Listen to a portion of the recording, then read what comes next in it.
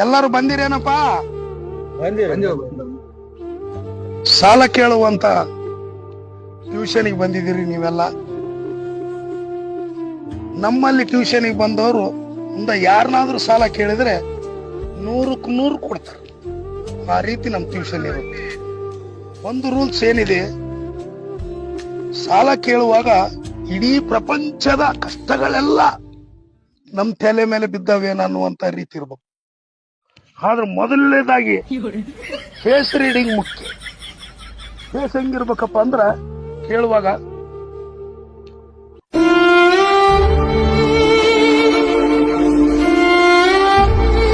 ಇದು 1ನೇ rule number 1 ಗೊತ್ತಾಯ್ತಾ? ಈ ಮಕ್ಕದ ಎಕ್ಸ್ಪ್ರೆಷನ್ ನೋಡಿದ್ರೆ ಸಾಲ ಕೊಟ್ಟಿವಿ. ರೂಲ್ ನಂಬರ್ 2 ಬ್ಯಾಸಿಟ್ಗಾರಿ ನೀವು ನಮಗ್ ಕಷ್ಟ ಅದ, ಯಾಕ ಕಷ್ಟ ಅದ, ಯಮ್ಮ ಕಷ್ಟ ಅದ ಅಂತಂದು ಯಾವತ್ತೂ ತೋರ್ಸಬೇಡ್ರಿ.